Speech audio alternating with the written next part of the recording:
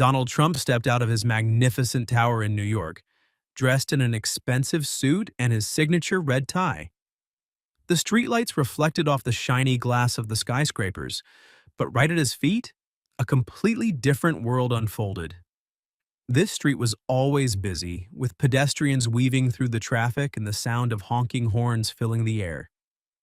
On the cold sidewalk, a homeless man sat hunched over, wrapped in a thin, worn-out blanket. His old boots had seen better days, but today, like every other day, he sat quietly with a small cardboard sign on his lap. "Anything helps," the sign shakily read in black marker. His face bore the marks of a hard life, his deep eyes showing both exhaustion and a faint glimmer of hope. Carl's life hadn't always been like this. A few years ago, he had a steady job, but after losing it and with no family to rely on, his world had shrunk, filled with people who just walked past him, rushing by, even avoiding eye contact. The scene was the starkest contrast of life, like towering mountains and deep valleys. To Carl, it probably felt like his life had already ended, though his heart still beat. But it was a hollow beat, one that kept him alive just to exist, not to truly live. As Trump passed by, Carl stared at his suit and then looked up, quietly saying, "I wonder if I should ask you for a coat, or just freeze to death and end this life." Trump froze. The whisper in his ear felt like a shock to his brain, forcing him to think. He asked why Carl hadn't thought about the future. Carl's throat was dry, but deep inside him, something stirred a mix of despair and courage. He slowly turned, every movement heavy, curling his legs up, his back resting against the wall. "I don't even know if I'll be alive tomorrow or which sidewalk I'll be sitting on."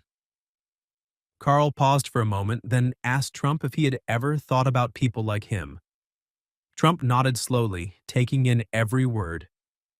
Carl noticed Trump's eyes on his coat, its frayed edges barely holding together. For a brief moment, Carl thought he saw something flicker in Trump's expression, maybe empathy, but he wasn't sure. Trump stood still, staring at him for a long while. A cold breeze blew past, but the homeless man kept his gaze steady, waiting. After a silence, Trump gave a slight smirk. He proudly said that he, too, had started with nothing, but thanks to his will and determination, he had never given up.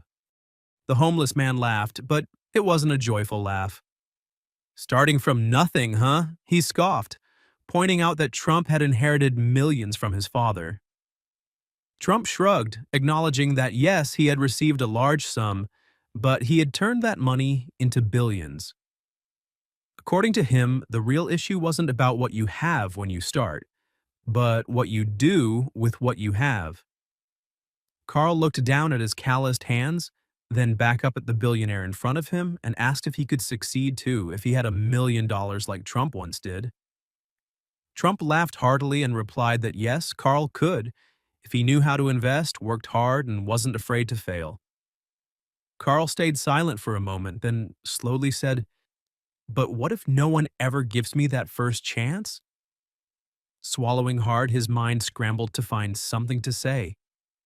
He hadn't planned this far ahead. The man in front of him was one of the richest in the world, yet there was no sign of arrogance in Trump's expression. Instead, his eyes were filled with curiosity, a real interest Carl hadn't seen on anyone's face for a long time. Carl stammered, his voice trembling. "I was just asking if you could lend me your jacket." He felt his face flush with embarrassment. What kind of question was that for a billionaire? But it was too late to take it back. Trump didn't answer right away. He just stared at Carl for a moment, then unexpectedly pulled out a wad of cash from his pocket and placed it into Carl's lap. "Consider this your first opportunity," Trump said, before turning and walking away. But just moments later, Trump suddenly turned back a few steps. He took off his jacket and draped it gently over Carl's shoulders, drawing his attention back.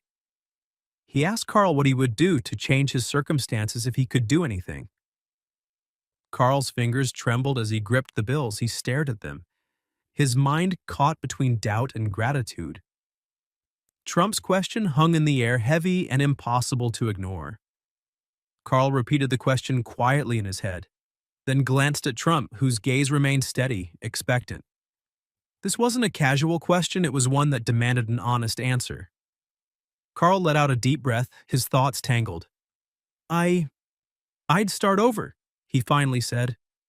His voice was soft, but each word carried a weight of thought. Then he added that if he could change his situation, he would start fresh.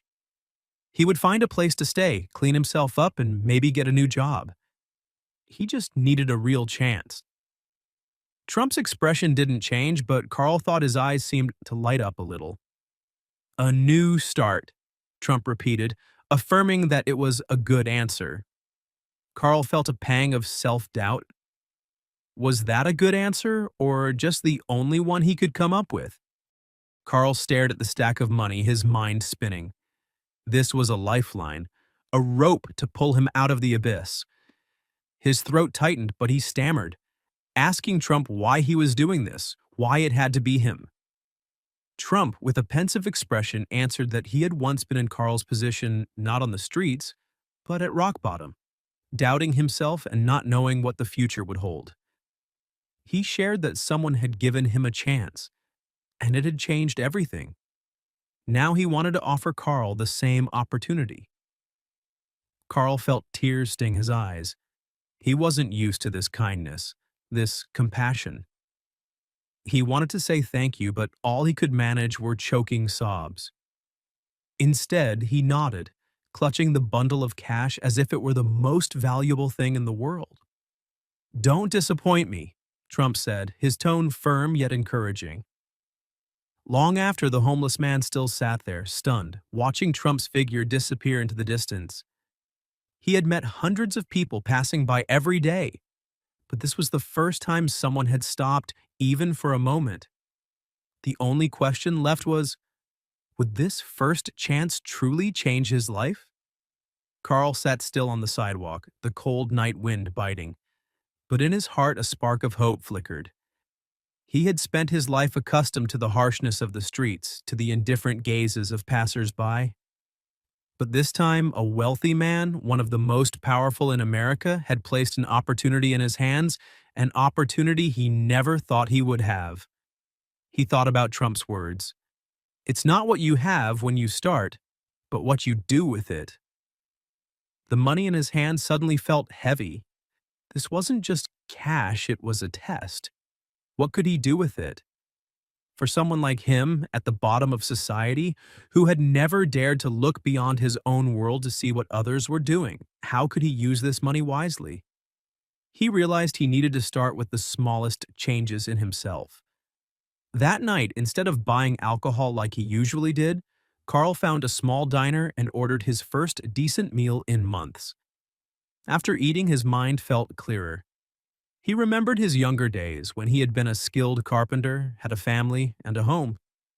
But a series of setbacks, losing his job, his wife leaving, mounting debts had pushed him to the bottom. The next morning, with the remaining money, Carl went to a supply store and bought a clean set of clothes and a razor. When he looked at himself in the mirror, he saw a man he had long forgotten. No longer a tattered drifter, but someone who could still stand up. The following day, Carl used the rest of the money to buy an old toolbox and began taking odd repair jobs around the neighborhood. He wandered the streets, but soon the challenges began to hit. Competition was fierce, and the locals were used to the old, familiar craftsman. Newcomers like him had to be outgoing and persistent. He shouted his offers until his voice grew hoarse, but didn't dare buy himself a bottle of water. At first, people were skeptical. There were no shortage of dismissive remarks aimed at the homeless man with no clear background. Sometimes Carl felt utterly exhausted, even angry at himself, tears threatening to spill over. But each time he thought about that night, he reminded himself he couldn't give up. He pulled himself together, held his head high, and kept moving forward. Slowly, opportunities began to open up. A few people, feeling sorry for him, asked him to fix things for a meager fee. Once they saw Carl's skill, they began to trust him. Working tirelessly day and night, one small shop owner noticed his dedication and offered him a full-time job. The next month, with his first paycheck, Carl rented a small room. For the first time in years, he had a door he could lock at night. This job wasn't glamorous, but it was honest work, and Carl threw himself into it wholeheartedly. The first few months were exhausting. His body ached from standing for hours, and his hands struggled to make the precise adjustments required. But he pressed on. Each paycheck felt like a small victory, a step closer to rebuilding his life. Word about Carl's progress eventually reached Trump. One day, as Trump stepped out of Trump Tower, he saw the homeless man from years ago, but this time, he was no longer a drifter on the sidewalk. Trump looked at Carl, now dressed in simple, clean work clothes, and said it was a big change. Carl smiled and thanked Trump for the opportunity. Trump nodded, a small smirk crossing his face, as he said he just wanted to see what Carl would do with that opportunity. But Carl's transformation didn't end there. A few years later, on a cold evening, as he sat in his small room counting his savings, he thought about the countless others still stuck where he once was. That thought gnawed at him.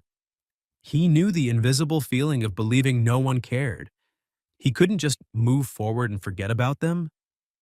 Using part of his savings, Carl began visiting shelters around the city, bringing hot meals and supplies. He sat with the people there, listened to their stories, shared his own, and reminded them that change was possible. It wasn't much, but it was a start. And the more he gave, the more he felt his purpose solidifying. Months later, Carl received an unexpected call. It was Trump. His voice was warm as he complimented Carl on how well he had done, better than he had expected. Carl smiled, his chest swelling with pride, and thanked Trump, saying he couldn't have done it without his help. Trump paused for a moment before continuing. He had heard Carl had been helping others, and he was very impressed by that. Trump said that this kind of generosity showed Carl's true character, and he wanted to offer him more. Carl's heart raced as he heard Trump's proposal. The words "more" escaped his mouth in disbelief. The offer left him stunned. He remembered that day when Trump first approached him, and how different things felt now. This time, Carl had no doubts. He knew he wouldn't waste any opportunity. With a calm voice, though his emotions were bubbling inside, he accepted the offer, feeling truly honored. A year later, the next chapter of Carl's life began.